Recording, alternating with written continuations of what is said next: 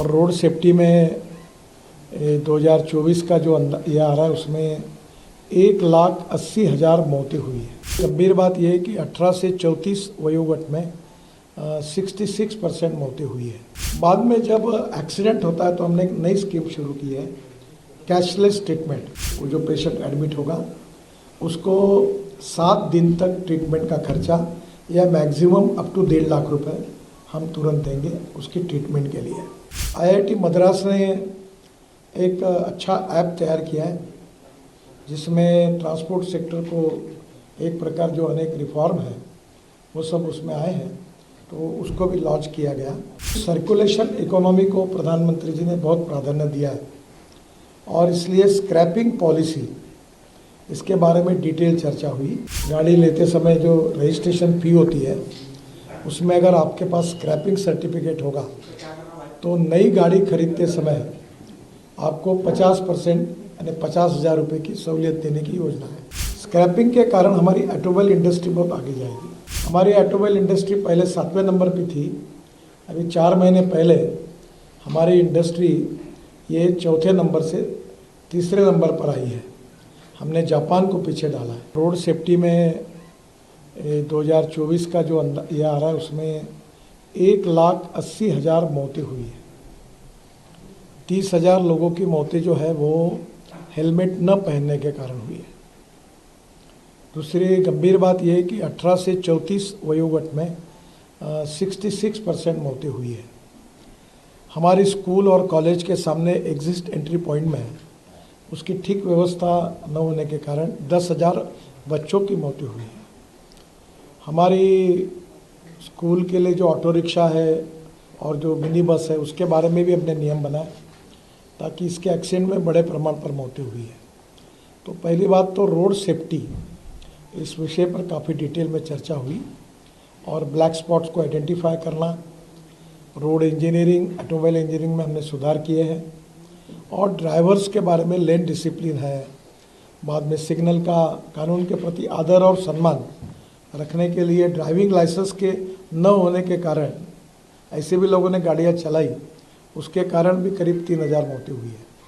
तो ये सब आइडेंटिफाई करके रीज़न पे चर्चा हुई और आगे सब ने मिलकर ये निर्धार तय किया कि हम इसको कम करने की कोशिश करेंगे। बाद में जब एक्सीडेंट होता है तो हमने एक नई स्कीम शुरू की है, कैशलेस ट्रीटमेंट। और एक्सीडेंट होने के बाद तुरंत 24 घंटे के अंदर जैसे पुलिस में इंफॉर्मेशन जाएगी तो डॉक्टर जो होगा उसको, वो जो पेशेंट एडमिट होगा उसको 7 दिन तक ट्रीटमेंट का खर्चा या मैक्सिमम अप टू 1.5 लाख रुपए हम तुरंत देंगे उसकी ट्रीटमेंट के लिए। बाद में हीट एंड रन विक्टिम्स जो है उसमें भी मृत्यु होती है तो हम 2 लाख रुपए देंगे। इसके साथ साथ ये कैशलेस ट्रीटमेंट में हमने पायलट प्रोजेक्ट कुछ राज्यों में किए, कुछ कमियां ध्यान में आई, उसको सुधार कर अब नए आदेश हम वितरित करेंगे और ये भी निश्चित रूप से उपयोगी होगा। IIT मद्रास ने एक अच्छा ऐप तैयार किया है जिसमें ट्रांसपोर्ट सेक्टर को एक प्रकार जो अनेक रिफॉर्म है वो सब उसमें आए हैं, तो उसको भी लॉन्च किया गया। हम सर्कुलेशन इकोनॉमी को प्रधानमंत्री जी ने बहुत प्राधान्य दिया है और इसलिए स्क्रैपिंग पॉलिसी इसके बारे में डिटेल चर्चा हुई।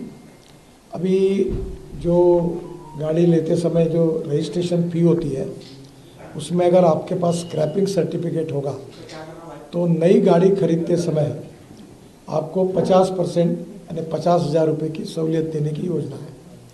उसके साथ साथ जो मैन्युफैक्चरर है उन्होंने 1.5 से 3% तक कॉस्ट में अगर सर्टिफिकेट हो तो वो भी सहूलियत देंगे।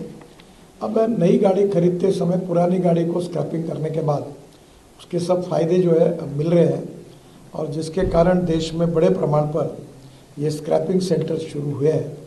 अभी ये संख्या हमारी अपेक्षा से कम है, करीब 78 to 82 वहाँ भी चालू हुए हैं, पर कम से कम 1,500 सेंटर्स खुले। और जो भारत सरकार की योजना है कि राज्य सरकार अगर अपनी गाड़ियाँ, बसेस, ट्रक स्क्रैपिंग करती है तो उनको कुछ मदद भी दी जाती है, उसके ऊपर भी चर्चा हुई और ये भी आज मीटिंग की प्रमुख विशेषता थी।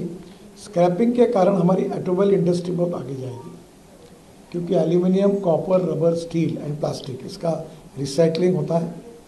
और अभी कुछ स्पेसिफिक पार्ट ऐसे हैं, अभी मारुति का स्क्रैपिंग सेंटर है सुजुकी का, उसके पार्ट जापान में एक्सपोर्ट हो रहे हैं, और टायर जो है उसकी भी पाउडर अब बिटुमेन में डाल रहे हैं।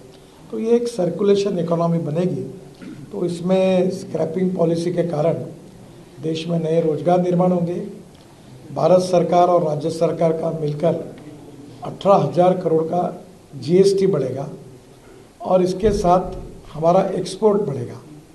हमारी ऑटोमोबाइल इंडस्ट्री पहले 7वें नंबर पे थी, अभी 4 महीने पहले हमारी इंडस्ट्री ये 4थे नंबर से 3रे नंबर पर आई है। हमने जापान को पीछे डाला है।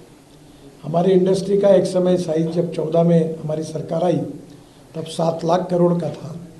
अभी हमारे ऑटोमोबाइल इंडस्ट्री का साइज 22 लाख करोड़ का है। अमेरिका नंबर 1 पर है, उनका 78 लाख करोड़ है। चाइना नंबर 2 पर है, उनका 47 लाख करोड़ है, और भारत 22 लाख करोड़ है।